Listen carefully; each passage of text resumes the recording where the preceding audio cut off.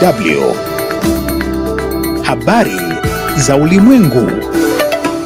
Mimi ni Angela Mdungu. Kwanza ni muktasari. Kiongozi wa juu wa Iran asema Iran itajibu mashambulizi kama itashambuliwa. Idadi ya Wapalestina waliouawa leo ukanda wa Gaza yafika watu 56.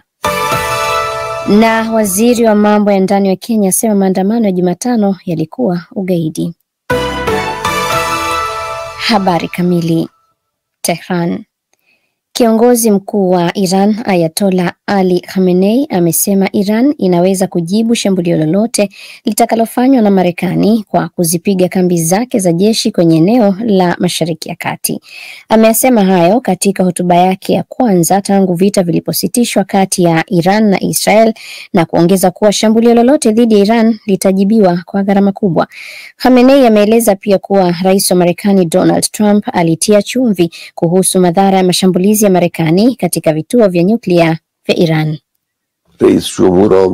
Rais wa Marekani aliongeza chumvi kuhusu yaliyotokea kwa namna isiyo ya kawaida na alihitaji kufanya hivyo. Yeyote aliyesikia maneno yake ameelewa kuwa kuna ukweli tofauti nyuma ya maneno yake. Walishindwa kuchukua hatua na hawakufanikisha malengo yao. Awali, waziri wa ulinzi wa Marekani Pete Hegseth alikanusha taarifa za kiintelijensia kuwa mashambulizi ya Marekani dhidi ya vituo vya nyuklia vya Iran yalirudisha nyuma mpango huo kwa miezi mitatu pekee na hayakuharibu kabisa.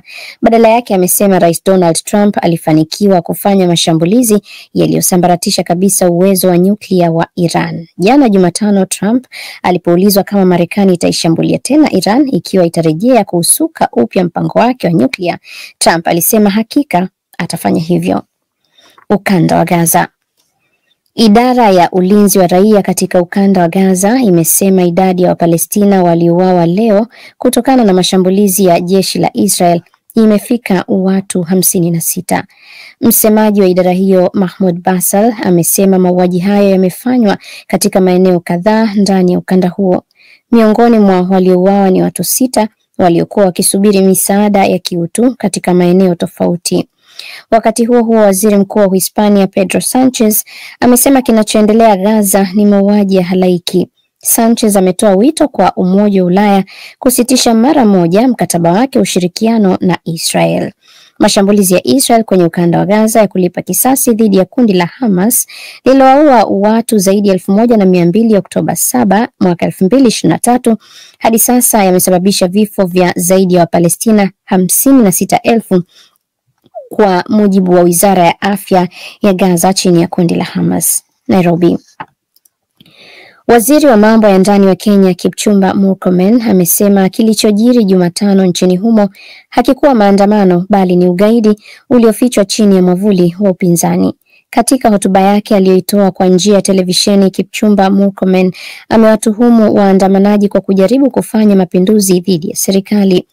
Amewalaani wahalifu walioyatumia maandamano haya kufanya vurugu, uporaji, unyanyasaji na uharibifu. Watu 16 wameuawa katika maandamano hayo kulingana na shirika la kutetea haki za binadamu la Amnesty International. Brussels. Viongozi wa Umoja wa Ulaya wako mjini Brussels kujadili masuala muhimu yakiwemo ulinzi na ushuru uliowekwa na Marekani. Majadiliano hayo yanafanyika siku moja baada ya mkutano wa Jumuiya ya Kujihami ya NATO ambapo nchi wanachama ziliafikiana kuongeza bajeti ya ulinzi. Moja ya ajenda kubwa zitakazojadiliwa katika mkutano huo ni mzozo wa Urusi na Ukraine pamoja na mgogoro wa kibiashara kati ya Umoja wa Ulaya na Marekani.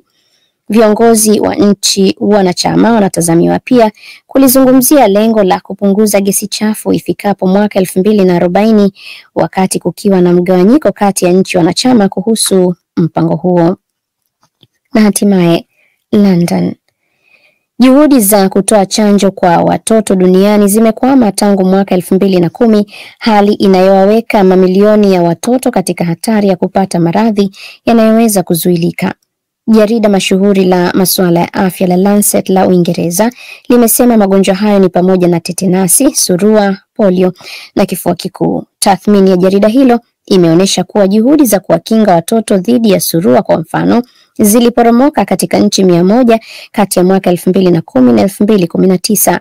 Watafiti wa taasisi ya vipimo na tathmini ya afya chuo kikuu cha Washington walioshiriki kufanya tathmini hiyo wameweka wazi kuwa zaidi ya nusu ya watoto milioni 15.7 duniani ambao hawajapata chanjo kufikia mwaka 2023 wanaishi katika nchi 8 pekee ambazo ni Nigeria, India, Congo, Ethiopia, Somalia, Sudan, Indonesia na Brazil.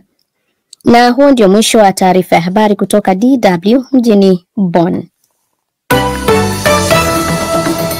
DW Dunia Yetu leo jioni. Naam, asante Angela Mdungu kwa taarifa hiyo ya habari za ulimwengu. Msikilizaji, hii leo jioni Ayatollah Ali Khamenei asema Iran haitasita kujibu mashambulizi yoyote ya Marekani. Nitakueleza zaidi juu ya hilo. Waziri Mkuu wa Hispania ielezea hali ya ukanda wa Gaza kama mauaji ya halaiki, na viongozi wa Umoja wa Ulaya wakutana Brussels kujadili masuala nyeti yanayolikabili bara hilo. Na kufahamisha tu, unaweza kuwa sehemu ya matangazo haya kwa kuchangia taarifa zetu zilizoko katika mitandao yetu Facebook na Instagram. Changia na muda ukiruhusu nitasoma ujumbe wako hewani. Tupate pia moja kwa moja kupitia Facebook Live na YouTube, tafuta DW Kiswahili, tumejaa huko. Tuanze na taarifa yetu hii leo inayohusu Iran. Kiongozi mkuu wa taifa hilo Ayatollah Ali Khamenei amesema kuwa Iran haitasita kujibu mashambulizi yoyote ya Marekani kwa kuvilenga vituo vya kijeshi vya taifa hilo vilivyoko katika eneo la Mashariki ya Kati. Saumu Njama na taarifa zaidi. Katika hotuba yake ya kwanza ya televisheni tangu kusainiwa kwa makubaliano ya kusitisha mapigano kati ya Iran na Israel, Khamenei amesema kuwa mashambulizi yoyote dhidi ya jamhuri hiyo ya Kiislamu yatakuja kwa gharama kubwa, akitaja kuwa Iran tayari ililenga kambi kubwa zaidi ya jeshi la Marekani Mashariki ya Kati iliyoko Qatar baada ya Marekani kujiunga na mashambulizi ya Israel. Kama ilivyokuwa katika kauli zake zilizopita zilizotolewa zaidi ya wiki moja iliyopita wakati wa siku 12 za mashambulizi ya Israel, Khamenei alizungumza kutoka eneo lisilojulikana mbele ya pazia zenye rangi kahawia kati ya bendera ya Iran na picha ya mtangulizi wake Ayatollah Ruhollah Khomeini. Aidha, Khamenei amesema kwa kuzingatia uwezo wao wa kufikia maeneo muhimu ya Marekani katika Mashariki ya Kati na kuchukua hatua dhidi yao wakati wowote inapohisi sio jambo dogo. Katika moja ya matamshi yake, rais wa Marekani alisema kuwa Iran lazima ijisalimishe. Hili halihusiani tena na urutubishaji wa urani au sekta ya nyuklia pekee. Ni juu ya kulazimisha Iran kunyenyekea. Bila shaka kauli kama hiyo ni kujitutumua mno kutoka katika kinywa cha rais wa Marekani. Rais wa Marekani Donald Trump alipoulizwa siku ya Jumatano iwapo Marekani ingeshambulia tena Iran, alijibu ndiyo, ikiwa Iran itatengeneza upya mpango wake wa kurutubisha madini ya urani. Huku haya yakijiri, mamlaka ya Iran yenye jukumu la kuidhinisha sheria imepitisha mswada wa kusitisha ushirikiano na shirika la kimataifa la nishati ya atomiki IAEA siku ya Alhamis, ikielezea kwa sababu ni mashambulizi ya hivi karibuni ya Marekani na Israel. Wabunge walipiga kura kuunga mkono mswada huo siku moja baada ya usitishaji mapigano kumaliza vita vya siku 12 dhidi ya Israel, ambapo Israel na Marekani zilishambulia maeneo ya nyuklia ya Iran. Akizungumza na kituo cha televisheni cha serikali cha Iran IRNA, msemaji wa chombo hicho kinafahamika kama Baraza la Katiba, Tahan Nazif, amesema mswada huo ambao sasa utawasilishwa kwa Rais Masoud Pezeshkian kwa idhini ya mwisho utaruhusu Iran kufaidika na haki zote zilizoainishwa chini ya mkataba wa kuzuia kuenea kwa silaha za nyuklia, hasa kuhusu urutubishaji wa urani. Waziri wa mambo ya nje wa Urusi Sergei Lavrov amepinga hatua ya Iran iliyo mshirika mkuu wa Moscow ya kusitisha ushirikiano na IAEA.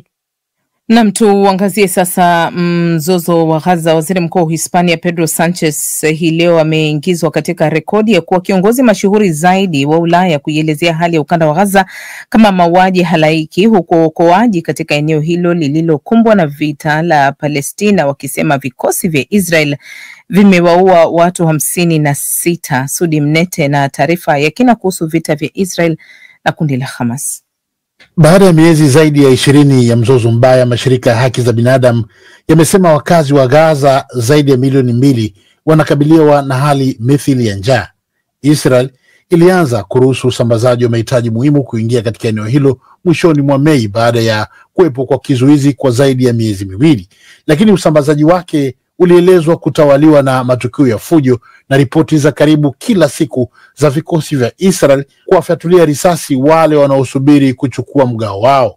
Wakati huo Israel inaongeza juhudi zake za kulishambulia kwa mabomu eneo hilo la Palestina katika mashambulizi ya kijeshi ambayo inasema wanalenga kuwashinda wanamgambo wa Hamas ambao shambulio lao la Oktoba 7 la 2023 dhidi ya Israel lisababisha vita hivi vinavyoendelea sasa. Waziri Mkuu wa Hispania Sanchez mapema leo amesema Gaza iko katika kile alichokitaja kuwa hali mbaya ya mauaji ya halaiki, na ameutaka Umoja wa Ulaya kusitisha mara moja mpango wake wa ushirikiano na Israel. Creo que es más que evidente que Israel está violando ese. Nadhani ni dhahiri kabisa kwamba Israel inakiuka ibara ya 2 ya mkataba wa ushirikiano, na kwa hivyo nitakachotetea leo katika Baraza la Ulaya ni kwamba Ulaya lazima isitishe makubaliano ya ushirikiano na Israel na kufanya hivyo mara moja. Es que llevemos 18 paquetes de sanciones. Kauli hiyo ya Sanchez inaonekana kuwa hali zaidi kuwahi kutolewa na kiongozi mkuu wa nchi wanachama wa Umoja wa Ulaya, hasa akitumia maneno mauaji ya halaiki kuielezea hali ya Gaza. Akizungumza kabla ya mkutano wa kilele wa Umoja wa Ulaya mjini Brussels, kiongozi huyo aligusia ripoti ya hivi karibuni ya haki za binadamu ya huduma ya kidiplomasia ya umoja huo ambayo ilionyesha viashiria kwamba Israel inakiuka wajibu wake wa haki za kibinadamu chini ya makubaliano ya ushirikiano ambayo ni msingi wa uhusiano wa kibiashara. Itakumbukwa Jumatano Rais wa Marekani Donald Trump alisema kuna hatua zimepigwa katika kumaliza vita vya Israel na Hamas, huku akinukuliwa na waandishi wa habari akisema, nadhani maendeleo makubwa yanafanyika Gaza, akihusisha matumaini yake kuhusu hatua nyingine ya kusitishwa vita vya siku 12 kati ya Israel na Palestina. Waziri Mkuu wa Israel Benjamin Netanyahu anakabiliwa na wito unaongezeka kutoka kwa wanasiasa wa upinzani, jamaa wa mateka wanaozuiliwa Gaza na hata wanachama wa muungano wake unaotawala kusitisha mapigano haya ya Israel na Hamas. DW tunavuma kwa kishindo. Tunapatikana pia